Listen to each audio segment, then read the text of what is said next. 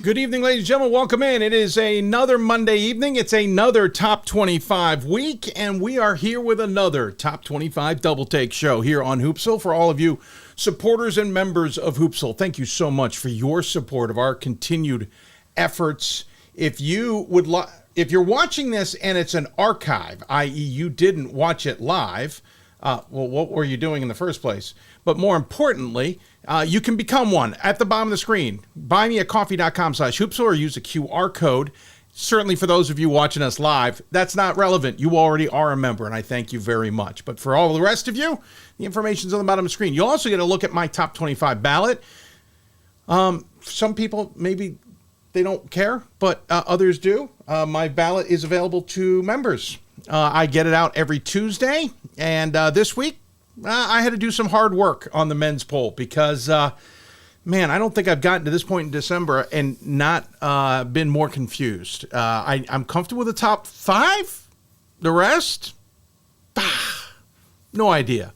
But to get a better thought on all of this, we usually have our panel. Ryan Scott is our usual mainstay on the men's side. He was off for his birthday last week, so I was cruel. My gift to him was double duty today. He's going to do both men and women, but joining him on the men's side is a good friend of the show, and it is great to see him back.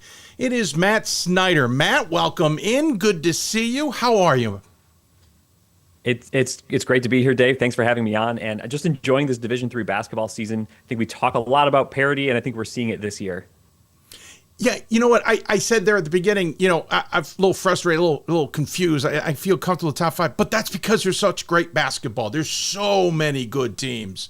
We have talked about parity. It has been a hashtag. It's been a talking point for a number of years. It's not going away. And Matt, that's what I think I'm enjoying the most. It wasn't a fad for 5 years and then everybody at the top. It's everybody now. Yeah. And when you see scores, whether it's an upset or just a game that's closer than you thought, I think that's just the kind of season that we're in. Really, anyone's going to be able to beat anyone. And it's not that a team was overperforming or underperforming. It's just we're at that level of parity now in Division III men's basketball that's what we can see night in and night out. I actually, Ryan, we'll hear from you in a second. I was at a Navy doubleheader this weekend, and on Saturday I had the men's game against Air Force. I'm proud to now have dabbled in Navy, Army, and Army Air Force and a lot of different sports. The Air Force assistant comes up. He's doing the book, and I'm not really paying attention to him. He looks kind of familiar to me, but at this juncture, that doesn't mean much. And all of a sudden he goes, "Hey, Dave, who do you think's going to win the championship in D3 this year?" Well, I was not ready for that question in this setting. Well, Trinity, Randolph, Macon, and then I started going through a list. I went and double-checked. He had played at Drew. Totally forgot about him in 2018. He was at Princeton last year as an assistant coach. He's now at Air Force. I have a feeling we might see him as a head coach in Division III at some point in time. But it was just this off-the-wall question, but it got me thinking. I love Trinity, Ryan. We'll talk about them and others. But to the parity point, anybody could really win it. It just depends on who's having a good day at a good time. Yeah, I mean, we would have said, and in fact, I wrote that Trinity looked like they were unbeatable, and then we had St. Joe's that came real close this week. So it really does seem like anybody is beatable, no matter how good they're looking. And I think I tweeted out with my ballot. I feel like every team except number 1 is too high, which is probably a good thing. So. Man, did I see this right on a tweet? You said somebody must have moved Trinity down to number 5 on their ballot. Is this something you're scoping out, or did I miss somebody's ballot where they did? Well, just by the numbers, right. The one person who voted for Randolph-Macon had to have Trinity 5th. That's wild to me. Yeah. But then again, what do I know? I'm just trying to throw together a top 25 at this point in time and remain sane. Of course, if they lose, that one person will look like a genius, right? So that's this is true, right? All right. Well, let's get to the nuts and bolts. We do this where we have a dubious selection, we have a debatable selection, we have a deep dive selection.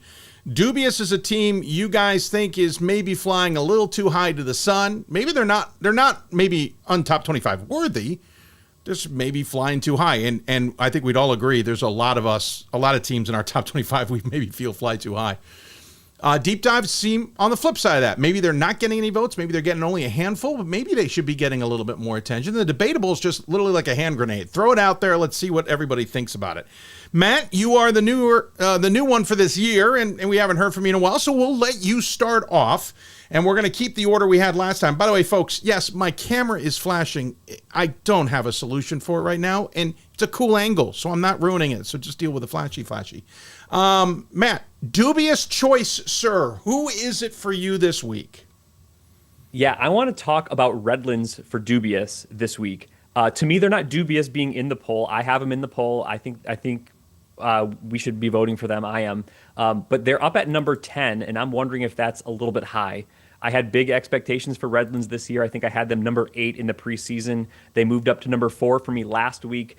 But this week I dropped them down to 19, and we'll talk about why. I think their best win is against UC Santa Cruz, then maybe Pacific Lutheran and Shriner. Then they've also beaten Pacific and Willamette. None of these are bad wins by any stretch, but nothing's really jumping off the page to me. And then this week, they lost by 12 to Chapman. That was their SCIAC opener. And to me, that kind of leaves a resume where there's really no outstanding wins. And then they have this loss against maybe kind of like a top 100-ish team, maybe on the backside of the top 100. So I know we're all leaning heavily on the preseason still this time of the year. But for a Redlands team, we had a lot of expectations. I'm starting to wonder at this point, when are we going to really see the results? I think the good news for them is they're going to have a chance to prove it. Next week, they go to Virginia. They play Roanoke and Hampton-Sydney. So those are going to be 2 really big games. So maybe they're going to put something big on the resume. But to take a loss like that, not that Chapman is bad, like that's a decent team to lose. But now you get to the position where you don't really have a great win and you have maybe a so-so loss. And you're still up at number 10. To me, that's maybe a little bit dubious that they should be ranked that high in the poll right now. Ryan, I'd love to hear your opinion on that before I even dare to come up with any thoughts. But your thoughts on Redlands, who I know you like. Yeah, I mean, so I love the way that they play. And I think the issue that Bridgeland has had since he's been to Redlands, obviously that style is always going to turn the other team over, force mistakes. They've run into trouble is they've had trouble limiting their own mistakes, right? And that's where it's cost them in a number of places. They looked a lot this way this time of last year, and they did the year before. The year before, they never really got it together, and they didn't go as far as we thought they would. Last year, they locked in the end of February and March, and they cut down their own turnovers, and they looked outstanding, right? They were right neck and neck with NYU for the Final Four. If they can do that, I think they're the team we all think they are, right? Probably a top 5 team. Can they do it? I think it's really hard with the pace that they play at to get everybody on board and making the right decisions and keeping those mistakes down. And you know, it's a small margin of error at the very top, right? The style they play can get them, you know, in the top 15, but to get to that last level, it's a slim margin of error there. Yeah, I have Redlands high. I admit they're one of the teams I actually shuffled this week. I got that loss to me gave me pause, but I could only shuffle them so low. Like there's a cushion there where you got to fill teams in, and those behind them I don't think are better, and so there's only so low I can bring them down. But I did shuffle them a little bit. I kind of agree with both of your points. I really like them, but this is about the end of the season maybe for them.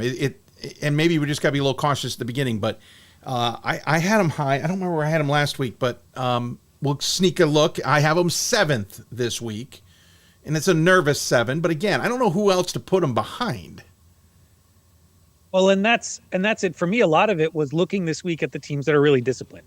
Your Randolph-Macons, your Mary Washingtons, and I'm saying if they played against Redlands right now, I have more faith in those teams that are really disciplined and make good decisions with the ball than I do with Redlands, and they're going to have to prove something through the SCIAC season. They'll have plenty of chances to do it, especially against Roanoke, right? I mean, that's a team that doesn't hardly ever turn the ball over, so we just have to see it. And I think it's good to be dubious right now because they haven't shown the level of performance they had last spring. That's a fair point. By the way, Mary Washington played Gettysburg this week. Gettysburg a disappointing 4-5 right now. And the word I got from those I trust is Mary Washington's good, but Gettysburg seemed to take them out of what they wanted to do, which gave me pause too. So again, I have them behind Redlands. I can only put Redlands so far down, right? That's where this becomes a circular conversation. All right, dubious choice for you, Ryan. The one I want to talk about, and not like super, super dubious at this point, but I feel like maybe Virginia Wesleyan has slipped a little higher than perhaps they deserve.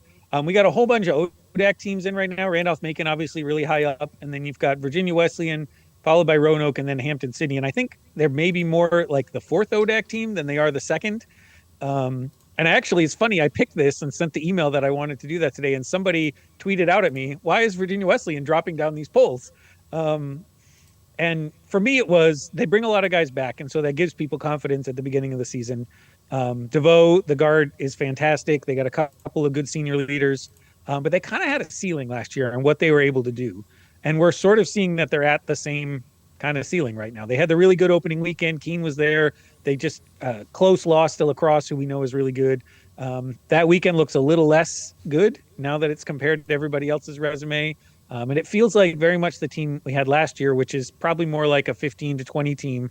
And they haven't yet proven that they can kind of jump up above that level. Matt, your thoughts on that? Yeah, I actually took Virginia Wesleyan out of my ballot this week. It was other teams taking wins, but I think Ryan articulated it pretty well. They were a team I voted kind of highly, maybe 15 or 12 or something in the preseason on maybe an expectation or a promise of what they might be able to become. And they haven't really done anything wrong yet, but I think it's a bunch of results that to me seem kind of uninspiring. I don't really feel compelled to vote for them or vote them very highly. So when I was just kind of putting teams, slotting different positions, I kind of just ran out of space for Virginia Wesleyan, and I didn't feel too badly about that this week because I think we're missing some of those signature results or even just some big wins against teams that you should be beating up on, and maybe they're not doing that quite as much as I've expected to in my mind. I think they're right there outside of my top 25, so they could get right back in that mix. But I think, I would have them more as like that fourth or fifth type ODAC team, maybe not the second or third. Interesting take. You remove them. I got to go double check. I'm literally going to go double check what I did with them myself. And they moved up the poll. They actually slid up 2 spots to 11. Which means, you got to have this counterbalance, right? I dropped him off too. So what'd you say? I dropped him off too. So, 2 voters not even voting for him, but they somehow moved up. And trust me, there's examples of that across the top 25. I've got a team very high who's not even in the top 25. Well, I mean, I think Virginia Wesleyan's a team, like I said, they're not really doing anything wrong. I wouldn't really argue with a voter that has them like 12 or has them out. I think there's a big range that you could say, I believe Virginia Wesleyan can be good, and this is where I still have them. I think that's kind of okay. They're one of those types of teams.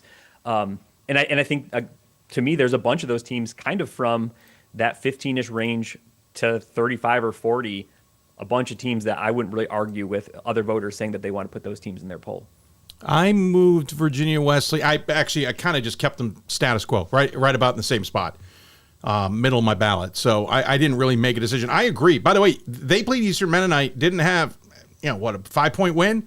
That's 2 teams this week I had who played Eastern Mennonite who had uninspiring victories that I kind of made a big note about. And maybe I'm misreading Eastern Mennonite. I mean, that's the other side of this coin. But I agree with you guys. Also had the win over Randolph. The Randolph game too. Didn't really strike woo kind of thing. In fact, I moved another ODAC member well ahead of them while I kept them status quo. They kind of just fit in the middle. They were kind of the they were the area where everybody was bouncing off of. All right. That's dubious. Good picks. Like it. Let's talk deep dive. Ryan, we'll start with you. Who's your deep dive team? A team that you think, maybe they should get more love. So what I did was I just picked the highest team that I have on my list that didn't get any points, no votes at all.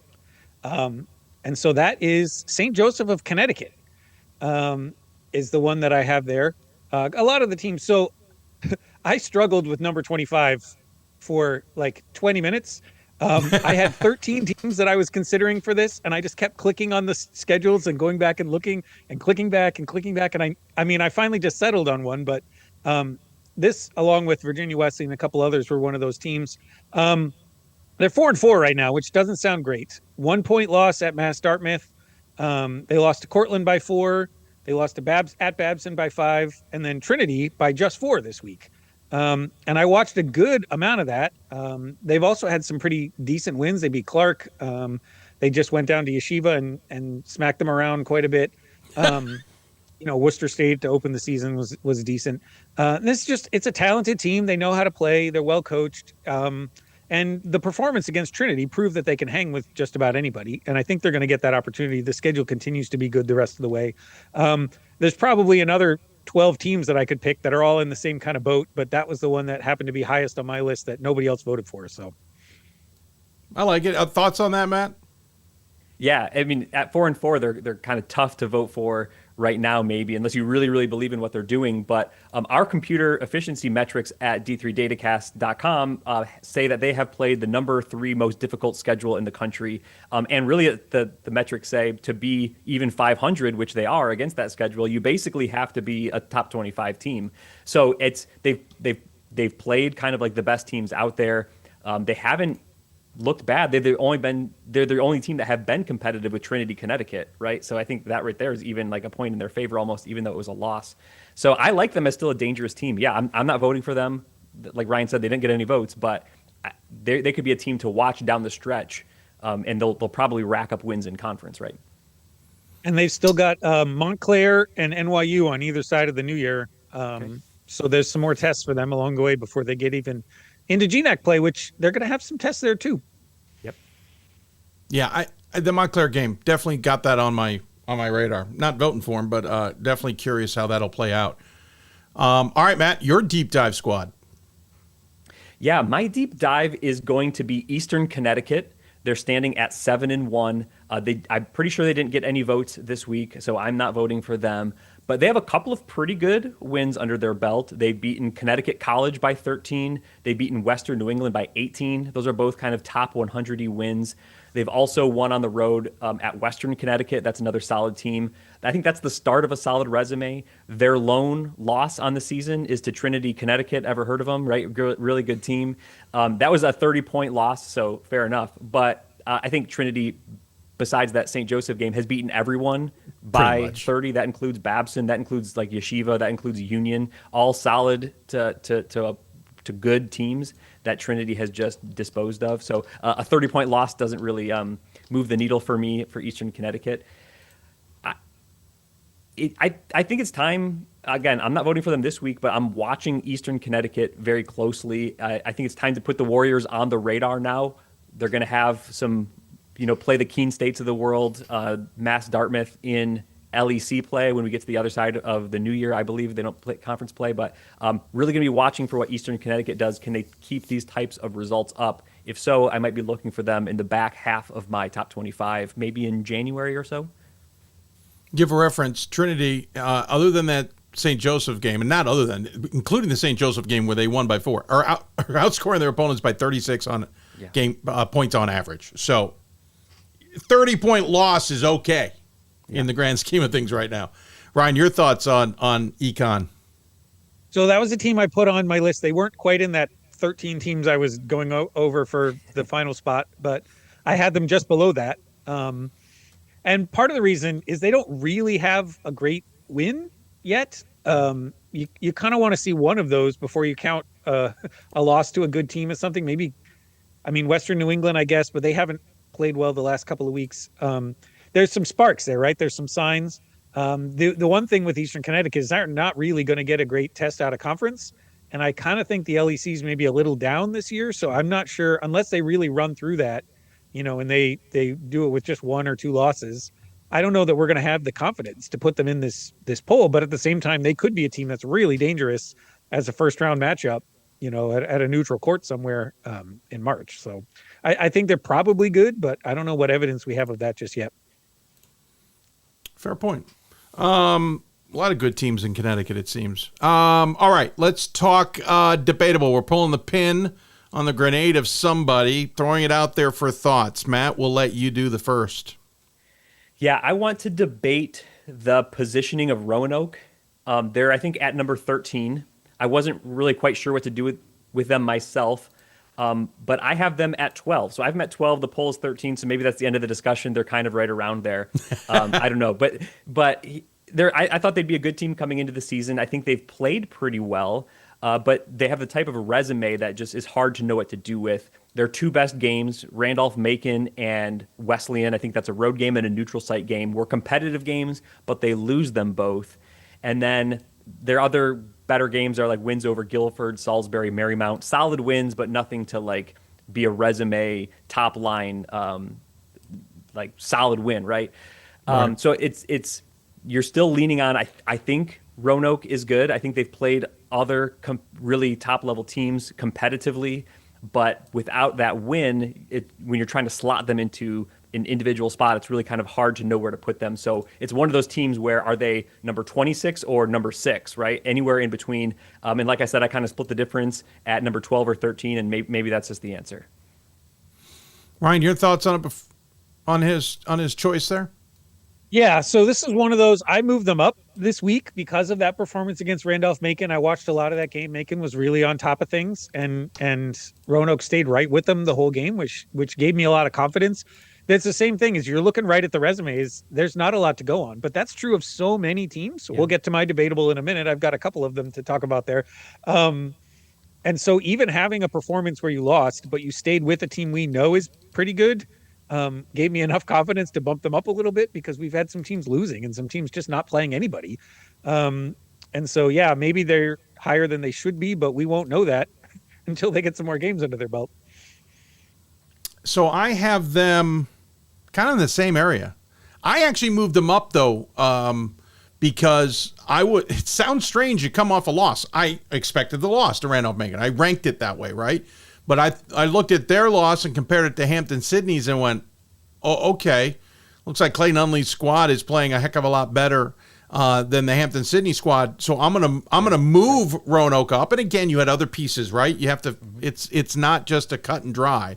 So move them up despite the loss because it looked a far better result than Hampton-Sydney's, who I plummeted down my poll. So interesting, but I agree. But again, arguably, this is teams across the board, right? Like we have so many teams that are up in the air.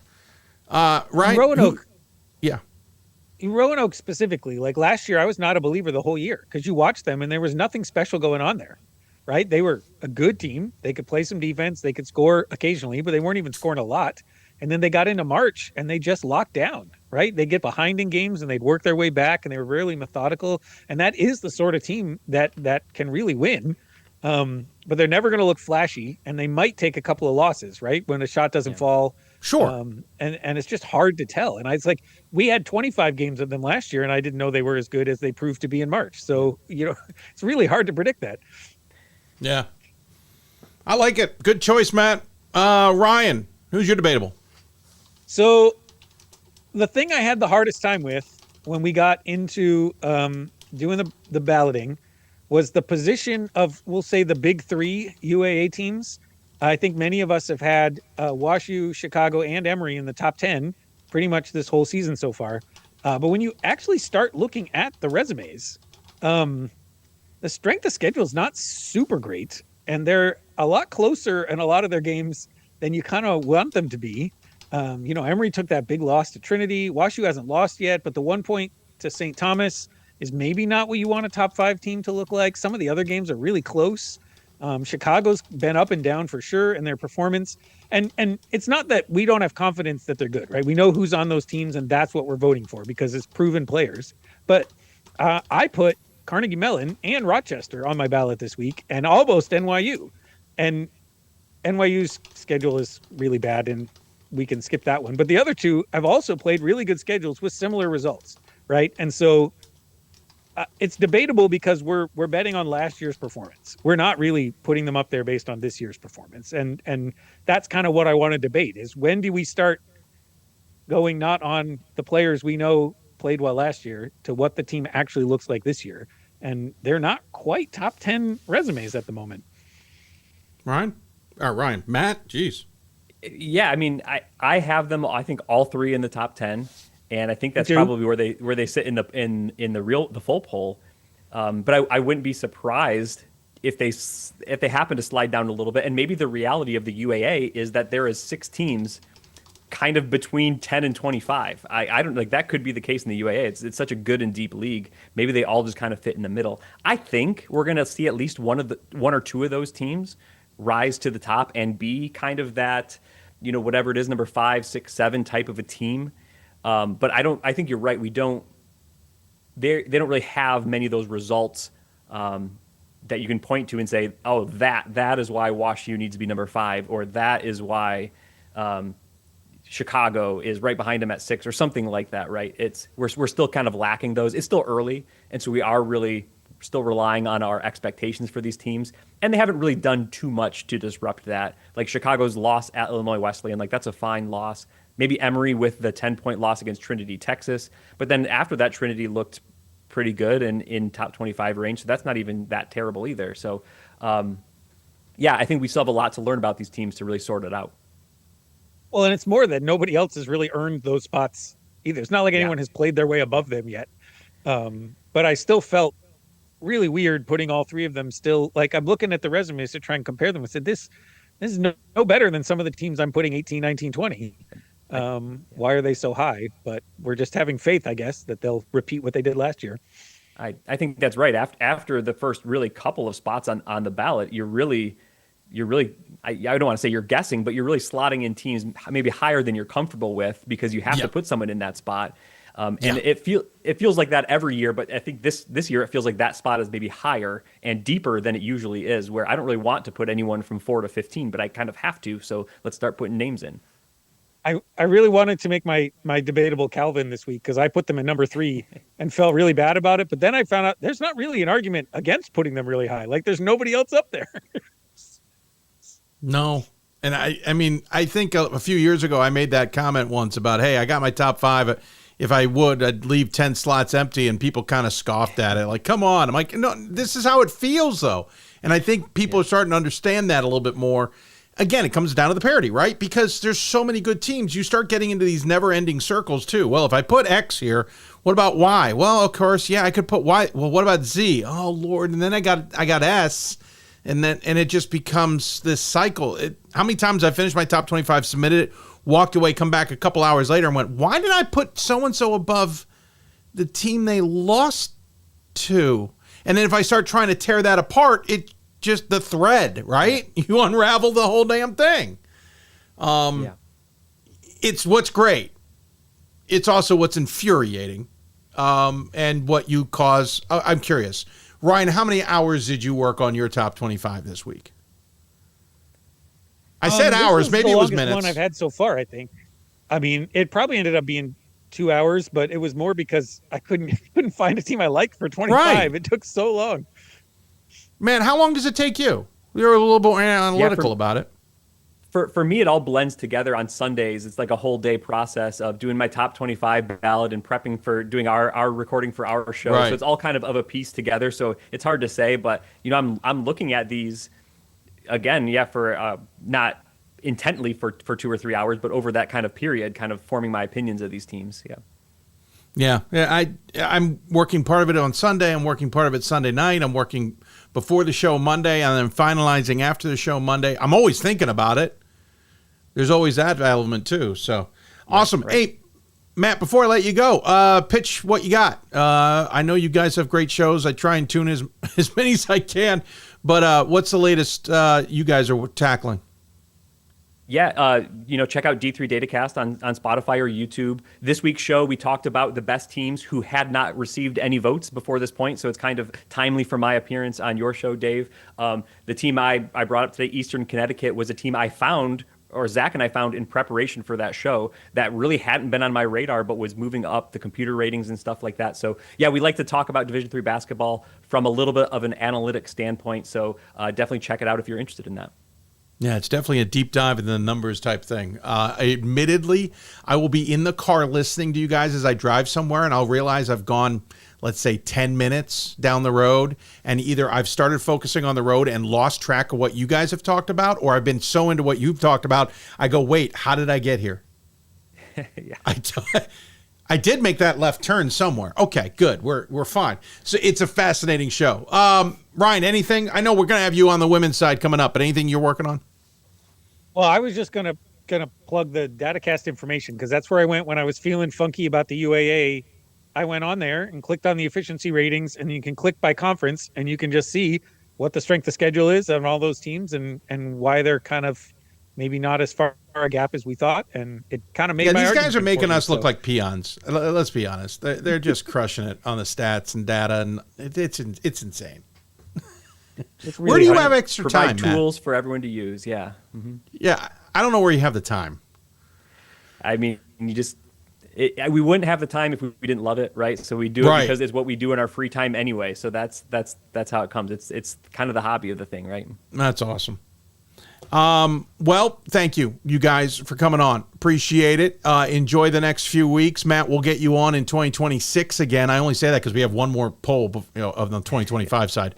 So we'll get you back on in 26. I have a great holiday in the meantime. And Ryan, stick around. We got you for the women coming up. Thanks, guys. Ryan Scott, Matt Snyder joining us on the Hoopsville Hotline, talking all men's basketball top 25. Good choices. Great conversation. All right, let's switch it up. We'll go to the women's side. We'll take a break. When we come back, Scott Peterson tags in. Ryan Scott stays with us, and they'll give us the same three on the women's side, which had some interesting results in their top 25 this week as well. You listen to Hoopsville, presented by D3 Hoops from the WBCA studios. For the love of the game. But for those of us who are Division III student athletes, it's more than that. A lot more. Sure, the game is important, but as we work so hard to build both mind and body, it's more about team.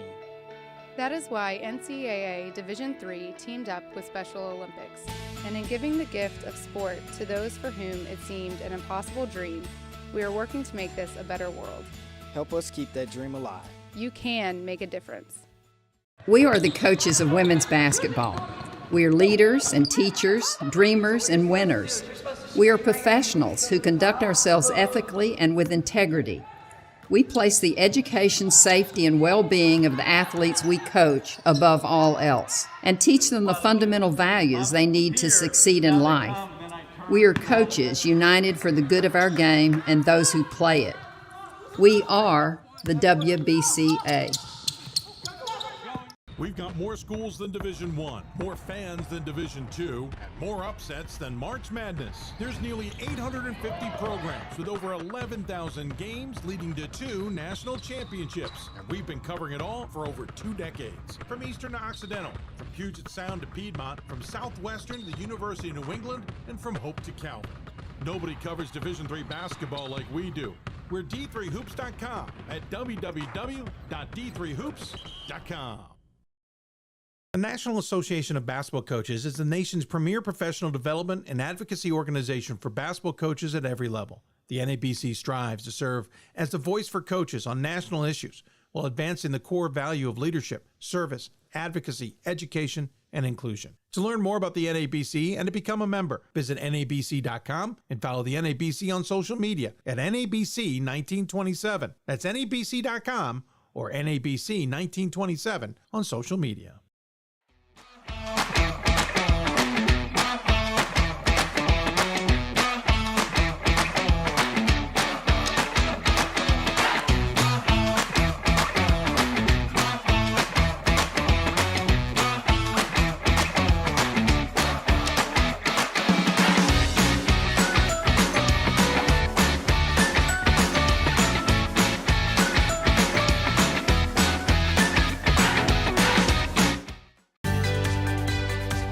Responsibility is being accountable for your words and actions, first and foremost. It also is an obligation to be a positive influence in the communities around you. Being in a D3 program, you're going to have lots of different opportunities. You're not just an athlete, you're also involved in student life. Your academics are extremely important. We give a lot of our student athletes responsibilities right from the start by giving them leadership opportunities, by having them engage in the community, be a positive influence. That's being a responsible person. There are over 480,000 college athletes. Only 2% would go pro.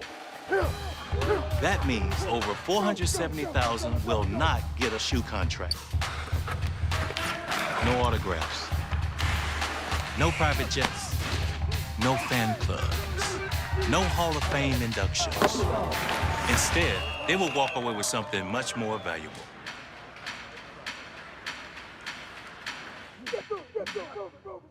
I did receive a non-athletic scholarship upon entering school.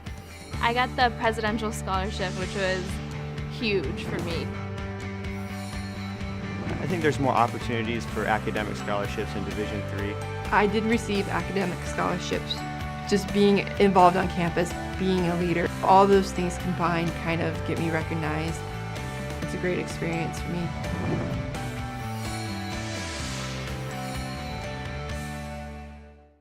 For the love of the game. But for those of us who are Division III student athletes, it's more than that, a lot more. Sure, the game is important, but as we work so hard to build both mind and body, it's more about team. That is why NCAA Division III teamed up with Special Olympics, and in giving the gift. I don't know how much you all heard me. The audio for the commercial may have still been rolling, but I'm bringing in Scott Peterson and Ryan Scott right out of the gate. It's time to talk women's basketball in the top 25. The Double Take Show. If you didn't hear my spiel that I was on camera for, don't worry. I'm just going to do it on the back end anyway. Scott Peterson joins us. Ryan Scott doing the double duty stuff, and we're going to do women. Again, same thing. We're going to talk dubious, deep dive, and debatable. But first off, Scott Peterson, your thoughts on the week that was in women's basketball. See, you always ask me the same questions, and I'm not prepared for them. What was the week? Yeah, I mean, I think we had always teed up. We had the Bowden Bates Colby trio. Really interesting set of games there. Yeah, those New were England. Fun. And I think we had some really nice weeks for Otterbein, Denison, and St. Mary's out in Minnesota. Always nice to see really successful weeks from teams that maybe haven't been as high up in the recent years. I know Ryan went down the main CBB rabbit hole as it was. I love the CBB lettering because every time I see it, I think college basketball, when in reality it's Colby Bates Bowden. Minor detail. I enjoyed watching those games, and heck, overtime's not a bad thing, and half-court shots, even if the production took a wild camera angle, pissed me off, is always fun as well. But Ryan, it was a good week in women's basketball. Yeah, I mean, there weren't as many games maybe as you would have thought once you went back to start looking at the resumes, because there were some big ones. I loved that Bates Bowden game so much. I went and called up Allison Montgomery this morning, so I filmed an interview with her that'll go up on YouTube at some point. Nice. That was just so fun. Like, that is what basketball, right? It's a cold night out. It's winter, and you got this tiny little gym in Maine. There's literally no other game of interest going on a Thursday night. And it seemed like everybody who was watching D3 Hoops that night was watching the same game. We're all commenting, tweeting about it. And it feels like, I mean, that's what it should be. And it was a great rivalry and a great game, and it goes to double overtime. And there were a number of those this weekend. Maybe they didn't have the kind of prominence that Thursday night did like that. But yeah, a lot of really good matchups that I had to walk away from that game to go pick up my son from a soccer practice, and it's a couple seconds left, and Bates had missed a chance, and it looked like Bowden was going to win. I'm like, okay, this is overtime. I'm gonna walk away. They're losing by 2. I got to get to them, right? I got no choice here. And all of a sudden, I'm halfway there, and a message pops up on my phone. They hit a half-court shot to force double overtime. And these guys can tell you, I had a lot of questions. It didn't make any sense to me in the car. Even the play-by-play guy he's just assuming both of the free throws are going to go in and the game's over. And then they missed the last one. He's like, oh, they missed it. Well, I guess there's a chance. And then there was a chance. And the bank was open, if memory serves, even at a late night in Maine. All right, let's talk top 25's out on the women's side. I didn't do this on the men's side. It was my mistake. 2 new teams on the women's side entered, Chicago and Denison. Denison, I think since, what did Gordon say, first time since 11-12, I want to say. I think it was 2012. Yeah, I'm sorry. Denison, first time since preseason 21-22. And Chicago's back in as well. Quick note on the men's side, by the way, 5 new teams in that top 25. East Texas Baptist and Calvin fell out of the women's top 25. I know Scott's licking his wounds a little bit with that Calvin departure. But Scott, we'll start with you. I'm curious your dubious choice on this new top 25. So my dubious choice actually moved from in the poll to out of the poll barely, and that's East Texas Baptist. Yeah. They're sitting there at third in the others receiving votes category. And they lost fairly convincingly to St. Thomas, Texas, lost by 14 points on the road, and then turned around and squeaked by a Concordia, Texas team that I don't think is a top 150 team, squeaked by them in overtime. And I'm just seeing, they were undefeated until that loss and then that close overtime game. But I don't see a whole lot of standout wins. That loss is against one of the worst teams of any loss in our top 25. And then some of their per possession numbers just aren't strong. And I don't think they've been on my ballot for at least a couple weeks, and they feel like more of a, 35 to 50 range team than back end of the top 25 or just barely out. Thoughts on it, Ryan? Yeah, I mean, that's one of those teams that I've just been kind of waiting for them to play their way into the poll, and they haven't quite done it yet, right? They were big margins early in the year, but those teams they were playing were just not strong. And then when they've kind of started to get into things like even, the Linfield game, I love Linfield, but flying to Texas for a team that, is what are they, 40 to 50-ish at best, and just barely getting them at home when they've already flown from Oregon, that wasn't great. And then, this week they had, I think they're probably pretty close to where they should be rated at this point. I haven't had them in the poll, but obviously they're pretty good and at any point can go on a run and get in there. But yeah, I think that's a fair assessment. It's interesting. The Texas teams in general seem to be having an interesting start to the year. Mary Hardin Baylor had decent expectations, and at least we're off to an 0-4 start. Trinity, Texas, a little sluggish out of the gate. I think we're just so used to the teams playing well down there that this start of the year has been a little bit of a head scratcher, and maybe it's just because we're used to the expectations, we haven't adjusted. Yeah, I think the Mary Hardin Baylor one was pretty surprising to me because they had a good amount of talent coming back and had a really rough start to the year. But with Texas Lutheran, East Texas Baptist, McMurray, Hardin Simmons, all of them had kind of a mix of, I think there was a lost head coach in there. There was a key player transferred out. Some of those teams had really big graduating classes, and I wasn't really sure what to expect. And they all seem to be either meeting or a little bit below expectations, and no one has kind of stepped out above their expectations. Yeah. And now they're all starting to beat each other, which is going to make it harder. Right, true. Great point. Ryan, your dubious choice on the women's side this week. The one that I just don't match up as well as the poll does is Baldwin Wallace. I just have felt like maybe they're getting in a little bit on reputation past performance. I wasn't as high on them last year as the poll was. They started off with a loss at Trine, which is not terrible, but Trine is certainly not as good as they were last year. And then the John Carroll game, it ended up being a 7-point game, but it was not close early. And it was pretty clear that John Carroll was significantly better. And then besides that, I just haven't seen, an outcome that excites me. And I think probably a little bit like East Texas Baptist, you're waiting for them to do something that really makes you excited and want to vote for them. And I just haven't seen it yet. They're starting to drop down the poll too. So I guess maybe they're getting properly rated as well. But that was the one that stuck out to me that I just haven't seen what I wanted to see yet out of them. Scott? I was similarly low on them last year, and then they just kept winning close games. And then I kept watching them, and it wasn't like, oh, they just hit a bunch of crazy shots and their opponents missed all. It seems like, oh, they have a skill at winning close games, and I don't know if that's going to necessarily go away. On a per-possession basis, they're a very similar team that they are last year. I probably have them at the same rough spot that you do, Ryan. But I think if I were ranking more, they're sitting 29th, kind of in that batch of 5 just off my ballot. And frankly, the gap between my 32nd team and my 16th team is quite a small gap. Yeah, I just looked back at mine. I have them sitting at the 30th spot on my ranking. So yeah, that's kind of where I've got them. And as you said, the voters seem to be sort of dropping them down, and we're rising them up, and probably will end up where they need to be pretty soon. So There's still a little bit of a feeling out period, right? Like we were talking about on the men's side, the preseason expectations coupled with what we're seeing in reality.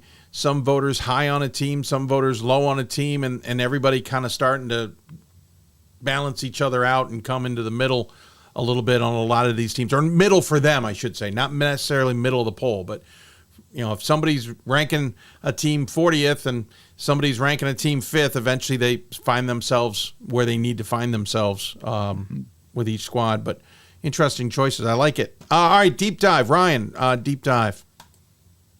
So here's one kind of out of left field, and I don't have a lot of reason for it. This is more of a vibe pick here. Out of the NJAC, I'm curious. I'm really curious about William Patterson. Okay. They don't have like a super stellar schedule yet. They're undefeated right now. They beat some weaker teams by a lot of points. They beat some sort of mediocre teams by a few points, and they came in and started NJAC play, and they won, I think, what is arguably their two most difficult games, TCNJ and Montclair on the road. They look like the better team in both of those games. They were able to execute at the end again at Montclair when it kind of got a little dicey. I don't know if this is even a top 25 team, but I think they're off the radar, and they should maybe be a little closer to the radar. Does that make any sense? I mean, undefeated at this juncture and not even receiving votes, right? Yeah. Seems like maybe there's a miss there. Scott, your thoughts?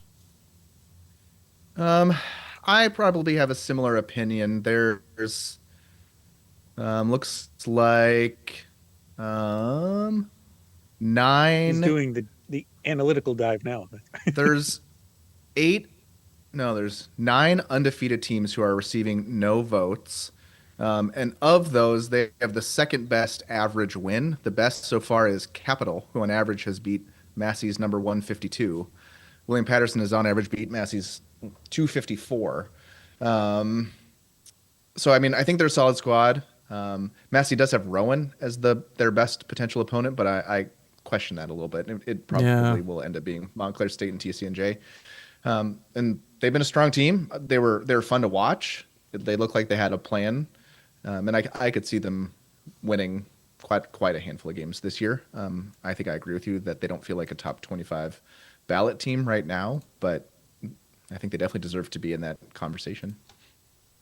What I find interesting is they're winning the conference at this point, right? They got the best record in the conference. They only went undefeated through 3 games. They've beaten Montclair, which I don't think is something to shake a stick at. That's a significant win. They're coming off a win over Stockton. They beat TCNJ, though. They're 2-6 this year, which is a head scratcher. They beat York. Granted, York's under new coach, so they're 2-5. Maybe that's not anything to write home about, but they're getting it done. And you can't get to 7-0 and just be on.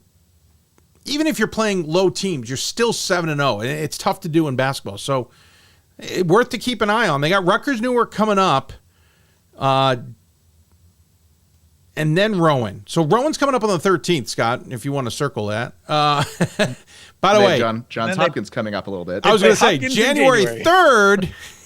January 3rd, before the new poll comes out on the 5th. That'll be the game we all should watch. January 3rd. If they lose by something starting with a 2, then maybe they're okay. Yeah, great point. That's back to the Trinity conversation, right? I'm literally wondering what I am doing on January 3rd this 25 year. Or something. What'd you say? Unless the final score is 50-25. Darn. Then losing by I don't know. If they hold Johns Hopkins Hopkins to 50, that's probably a victory at that point. So I would agree with you. I'm unfortunately going to be tied up at the same time as that game. That's a 4 p.m. game in Baltimore. Ryan, I'm just saying, maybe you make a road trip.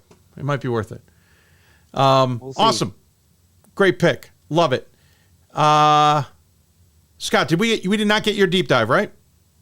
We did not. And I also picked a no votes team, as it turns out. I picked Susquehanna. I think the Landmark is thus far our most talked about conference. And Susquehanna is fascinating to me. 1 loss to Elizabethtown at Elizabethtown by 3 points. Competitive game. They started off the year by beating kind of a halfway decent Mary Washington team by 23. And they beat Gettysburg at home by 18. And then they haven't played a ton else. I think Muhlenberg is decent. A road game at Misericordia is a good win, and probably home at Moravian is also okay. But their underlying stats are sparkling. They've got one loss.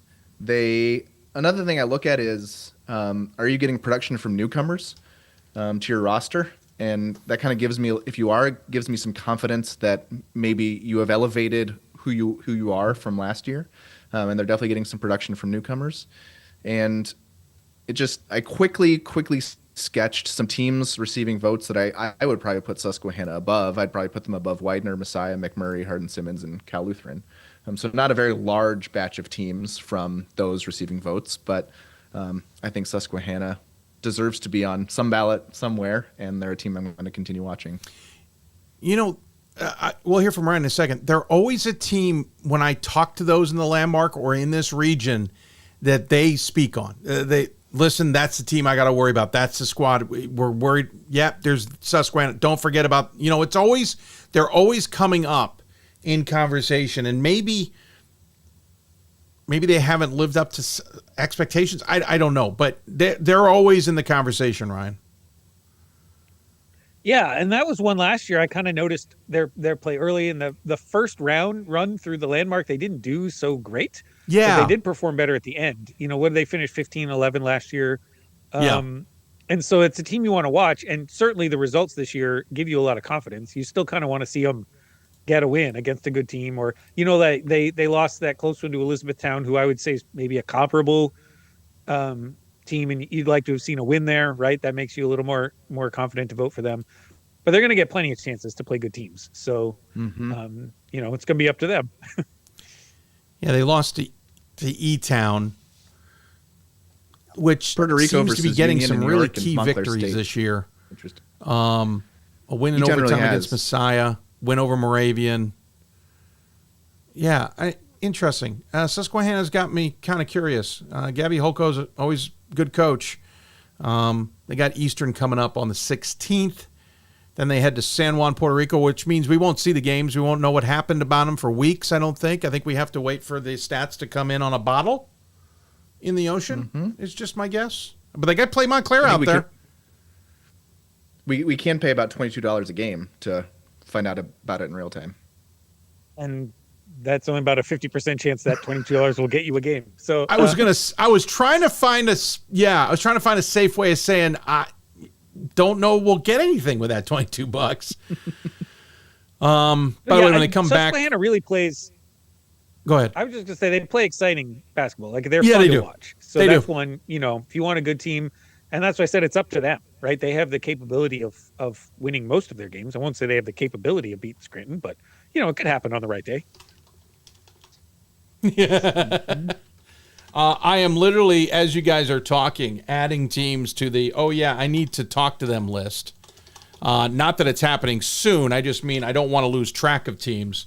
And that is definitely one of those to keep an eye on moving forward. And then Lycoming and, who was it? Lycoming and Scranton. And they're playing Scranton at the Palestra to get back. By the way, Landmark's playing at the Palestra again. Talk about something that's just not publicized very well.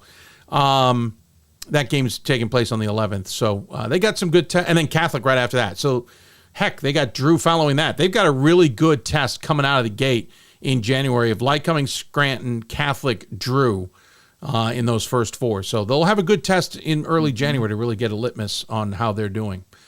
Love it. All right. Now debatable. Pulling the pin on this one. Scott, who are you pulling out there to have a convo about? So I want to debate Wisconsin Lutheran, and it turns out that I think I had them 22nd on my ballot, and they ended up 23rd in the top 25 poll. So I'm not exactly sure what I'm asking us to debate here. You and Matt Snyder. It works. But this is a team that has a lot of good results so far this year.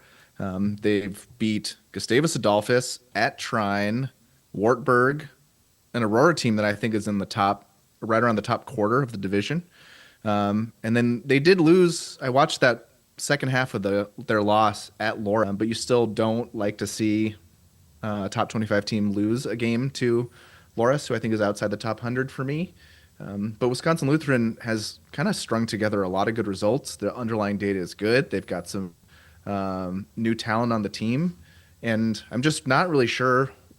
Usually when I'm talking about a team, I have a feel like Calvin. They're a high ceiling, but maybe a lower floor inconsistent team. Or a different team might be like a high floor, like Ripon, a high floor, but maybe a little bit lower ceiling. I don't really know what I feel about Wisconsin Lutheran. I don't know if I expect them to, win one loss and, compete to be in the sectionals, or I don't have a good feel for it at all. Ryan, thoughts? Well, and that's the debate, right? Like coming out of the gate and you say, oh, well, we got Trine and Gustavus and Wartburg, which are all teams that, in the last 2 years were, Final Four level teams. And as the season has gone along, we're realizing, oh, yeah, that's not the same Trine and Gustavus and Wartburg. And so what do we even make of those results? But they're playing well in every game, right? Like they look like a good team. And that's, I think, especially, and maybe because I'm earlier in my real deep dive into the women's game, it's hard for me to judge the tiers of the teams by watching them. I'm a little better at doing that for the men's basketball, but I don't know where we place Wisconsin Lutheran just watching them on the floor, right? So it's clearly a good basketball team, but if they come up against, a top 10 team, how are they going to fare? And we don't, I guess we'll find out when they get to Illinois Wesleyan. They're playing them in Florida later this year, but the Milwaukee game that Dave gave the coach such a hard time about. Yes, so, I mean, we will see them play good teams, but it's just up in the air of they're winning. They've had a record of being good, and so I think that's what people are voting on. We'll see. With all the wins over the 3 wins over D1s by D3 schools that are all exhibition by the D3s, it would be a little bit poetic if Wisconsin Lutheran did get that win over Milwaukee. I'm not saying it's happening, but it would be pretty poetic. And by the way, I might be at one on Sunday, even though it also is an exhibition that could play out that way. I gave him a hard time, but man, after 3 wins, I started to go, well, maybe he's on to something. We'll find out, I guess. We will. I like them. He's such a good coach too. I think that's what's key for me. The consistency of that program. Yes, and he talked about it in the interview with us. They're just trying to get over that next evolutionary hump, right? They're the next step to really being competitive at a higher level. And maybe this is that year to see how that plays out.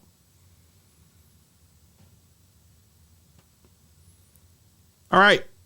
Ryan, you're debatable, sir. So it's just really a head scratcher. I've got Washington and Lee as my debatable. They're number 8 in the poll, which I think has slipped maybe a little bit from the start of the year. I put them at 16 and felt a little bit bad about it. And then I saw Scott's ballot. Did you have them at 25, Scott? Is that what I did? Yeah. They just haven't. I mean, we obviously know Mary Slicer's really, really good. Like one of the best individual players we have out there. Yeah. But they just haven't played a lot of teams that give us a good sense of who they are and what they're doing. And when we see them on the floor, they're not playing with precision, right? That's the word that I would use, that they're not playing at a level they'll need to play in March. And, you can't expect every team to do that right now, but if they're going to be a top 10 team, I kind of want them to. And so the question is just whether can they come around a star and give her the support that she needs, or is this going to be, like a one-player team that can only go a couple of rounds? Like, I don't know what we're expecting. That's why I'd love to debate it. That's a good one. Scott, thoughts? So they did start 6th in the preseason poll, went to 7th, and then 8th and 8th in the last couple of weeks. I think this is a good debatable. I really try whatever I put out into the world. Why not just choose things that I want to praise teams for? But Washington and Lee is absolutely one of the worst eye tests I've seen. I don't see discipline. I don't see a plan. I don't know what they do. If you said, what do they do? What are they good at? They're good at having Schleissner. And I just, you go out and you beat Allegheny by 1, you beat Lynchburg by 13, you beat Averett by 8. And these are like mediocre teams in the division that you're just muddling by. All of your peers are beating those types of teams by 20 to 40. And it's baffling to me because the underlying data is very good. And this is one of two teams that I feel like I'm really putting my neck out there with how much I just don't like the eye test. They could lose 2 or 3 games this year, but I sure would not be surprised to see them lose in the second round of the NCAA tournament. They could also end up in the Elite Eight. Well, and the crazier thing, they also stopped on Washington by 30 or 40. Washington College isn't a bad team. They're middle of the Centennial. They're going to give teams a hard time, but they stopped them by 40. So it's almost a little Dr. Jekyll, Mr. Hyde with them a little bit. And what's it, second year with Brittany Kemp, right, as head coach? So maybe still trying to figure out the dynamics of that. And Schleichner isn't stoppable. She's proving she's unstoppable. Yeah, it's a good question. They've got Stevenson ahead in 6 days. Then they're going down to Daytona to play New England and Carroll. Carroll's a good, maybe, huh? And then they get Emory right after Carroll. Yeah, and then they get Emory. I was going to say Carroll's a good litmus. We just talked to Lindsay today, their head coach, and then you got Emory. Does in that game, right? That'll be a good matchup. Yeah. To at least see what they do. I mean, the Washington one is actually the one that I think they performed the best in. Yeah, that well, 80 that's what I'm points saying. They scored is they're 20 capable. more than Washington is allowed in any other game so far, and that's known as a pretty strong defensive team, even though they've struggled on offense. And so to be able to put up those points there was really good. Yeah, they're capable, and then we saw what they did last year, right? This insane run in the NCAA tournament.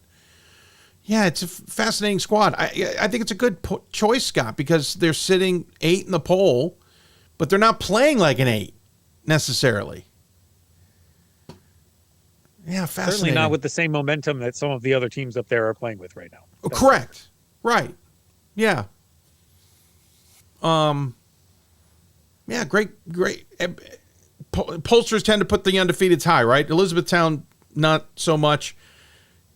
But behind them is Hope with 1 loss, Carroll with a loss, Whitewater, Bates with a loss, Illinois Wesleyan, and Carroll with 2 losses. By the way, the first Carroll was John Carroll.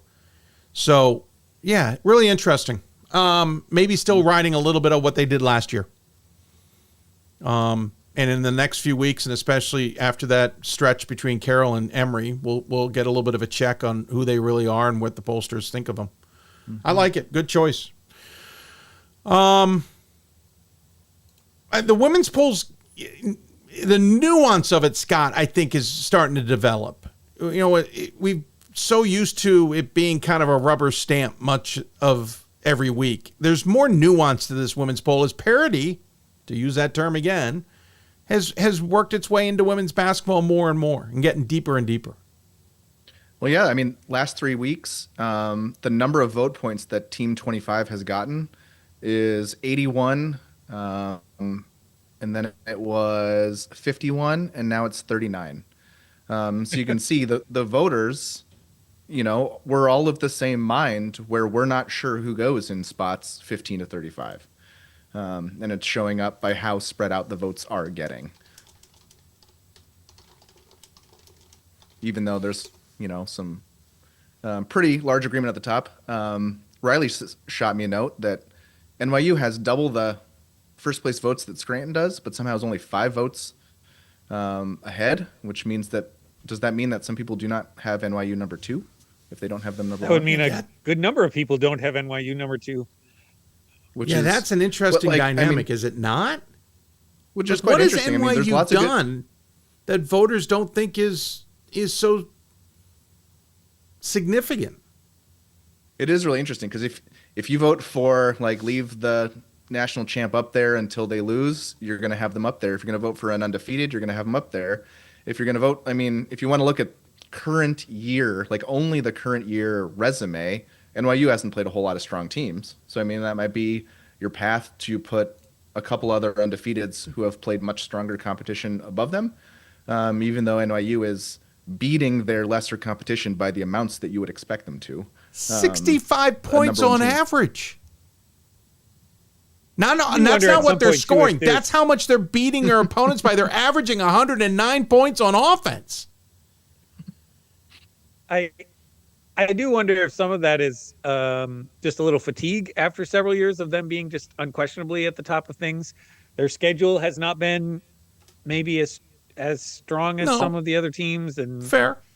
I mean, I don't see a lot. I'm trying to grasp at straws here for what people might be thinking about, but ultimately they'll have a chance to beat good teams. Everybody will. The teams at the top have good schedules.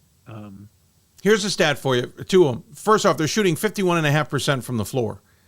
Second, 109 points per game, 50 points per game on average off turnovers. I mean, that screams that they're just now, again, I understand they're not playing world beaters. Fully understand. But, I mean, they have scored. There's one game they haven't scored 100 points, and they scored 99 in it. And if you've watched them, like you know that the defense is very, very legit, because I remember watching, over the last decade, some really strong Hope and Christopher Newport teams who would press a lot. And when they played a team in the bottom 150 of the division, they might force 42 turnovers, and it would make their stats look really inflated. But they fared much differently against a top 50 team. And I don't know that's, even though both Newport and Hope had really good defenses, you might get an overinflated idea of what they were. But I don't know that we have an overinflated idea of what NYU is. I mean, I do think the eye test is different this year, right? I mean, last year, it didn't matter who was number 2. Like, I could not see anybody competing with the NYU team of the last year or two. And this year you watch and you say, just by looking at that, you say, I don't know how much better or worse they are than Scranton or Hopkins. It's harder to see the differentiation when they're out on the floor like that. And so, especially if you might, be getting bored just sticking NYU at the top every single week, you might be able to talk yourself into 4th, right? Or 5th. So, Yep. No, I think they've won 71 straight now. To break the record tying game would be January 30th against Case Western Reserve. The breaking game would be just February 1st against Carnegie Mellon. But 2 games prior, if they were to do it, win 79 would be Wash U. Only because that's the record, right? They're going to get their tests. Obviously, they're going to be tested. They're going to hit that conference play. Even the likes of Brandeis or Rochester are going to be gunning for them, but they've got Emory and Wash U in Chicago.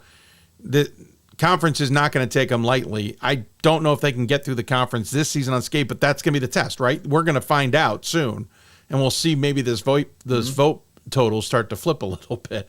But it might take until mid-January. It could, and I mean, right now Massey does not have a UAA team below 76th, so they will be tested night in and night out. And by the way, the other thing we don't know is how good they would be if their starters actually played starter minutes, right? Because they're only playing like 20 minutes a game, so they're playing system-like basketball in terms of minutes per game. By the way, Scranton is playing lights out. Oshkosh looks incredible. Smith is pretty good. Hopkins is looking great, and they're 5th. Like, the top 5, and let's include Bowdoin because we've seen how good Bowdoin plays, is just sick. And that's it. Like, I had to talk myself out of voting for Hopkins a couple weeks ago, number 1, just to try and be rational and make sure that they prove it a little bit more before I vault them up there, because they've looked that good. And so many of the teams have just looked incredible. Right? John Carroll's looked really good. Bowdoin's looked great at times. I think the tournament is going to be excellent. Like, many years our women's, it's kind of been wait till the second weekend, wait till the third weekend before we get some really good games. And it's not going to be that way this year for sure. No, I agree with you. By the way, Hopkins averaging 77 points per game and outscoring their opponents by 36.5. Mm-hmm. It's just sick. And they played decent opponents. Yep. They are by far the 3rd best kind of point differential. Yeah. I'm surprised they let Bryn Mawr have 28 points the other night. I say that seriously. Gentlemen, appreciate the time. I'll give you a chance. What are you looking on? What's on your radar? We probably touched on some of that already, but Ryan, anything in the week ahead at least? No, we'll have a couple more interviews going up on D3 Sports YouTube. Here I recorded 2 today with Allison Montgomery from Bates Women and Mo Carney from the Cortland Men. And so those will be up here soon. Got some story ideas kind of mulling around around the nation, but trying not to write them just to write them. Want to make sure we have something good there. So trying to work on that. Awesome. Scott, on your radar. I think I'm crunching so many stats that I don't really look too far down the road these days. Fair. But I'm keeping the website, the D3 Stat Lab, updated. And then Riley Zayas and I also have a YouTube channel called Dishing on D3 Women's Basketball, where I will put up infrequent videos on some topic. I just did one on the season simulations that I do and how I think it's reasonable to interpret them. And I'm planning to do one coming up on the various statistics around NPI that I generate, and kind of helps me contextualize what a team's NPI now might indicate for them at the end of the year. Because, you know, especially with NPI where we know everything about how it will be calculated, a team's remaining schedule is so key. And so we're just looking at where are teams going with the opportunities that they will be presented with. And a team who has a lot more opportunities can move up, and even if they lose, get back up there, whereas a team who doesn't have those opportunities really has to minimize their losses. And it kind of helps you understand, oh, my team is 85th, and you can learn, oh, they have lots of opportunities to move up, and they might be different from another team who's 20th, but really can't take a whole bunch of losses. Awesome. Again, as we were saying with Matt, if you really want to go down that rabbit hole of analytics and understand the nuances of those things, Scott does great work. And every once in a while, I do go down that rabbit hole and have to be reminded it's time for dinner or something. But I appreciate it. And good work, you guys. Appreciate the time. We'll get, Scott, we'll probably give you a break. We'll get Riley on here next week. So we'll wish you a happy holiday, get you back here in 26. Appreciate the time you've given us, as always. And look forward to enjoy your holidays, sir. Thank you. And Ryan, we'll see you back here for men next week, and then we'll wish you a happy holiday at that time. I'm not going to waste it now. Guys, take care of yourselves. Talk to you soon. Ryan Scott Peterson joining us on the Hoopsville Hotline. Great to chat with them on the women's side of the top 25. So there you go. There's the synopsis of your show. If you are a member and you've watched this live, great. Thank you. If you watched it on the archive, great. And thank you as well. If you listen to the podcast, that was appreciated too.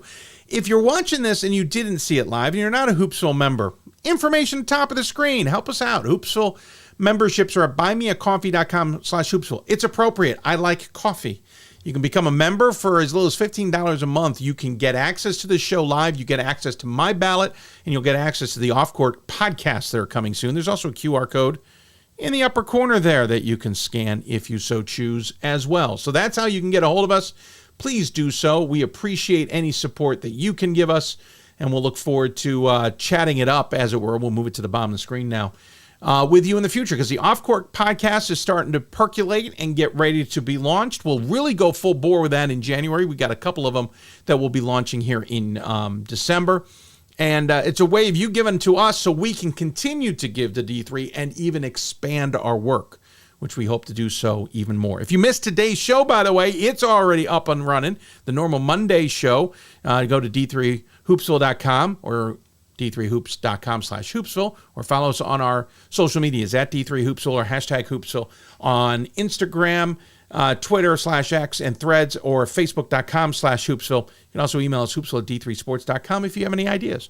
Thanks big time to Ryan Scott, Matt Snyder, and Scott Peterson this week.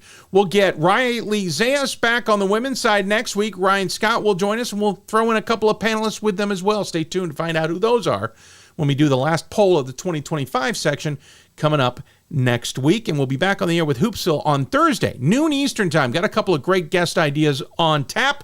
Looking forward to reaching out to them and getting to them. And I'm going to give you a hint now. We're working on a cool little project pre-Christmas here. I'll just say that it's poetic. We'll leave it at that. With that, we'll take a break until Thursday. Thanks for joining us, everybody. Hope you enjoyed the show. Thanks for your support, and we'll look forward to seeing you back here on Thursday for the show and back here for the Double Take show on Monday evening. Have a good evening.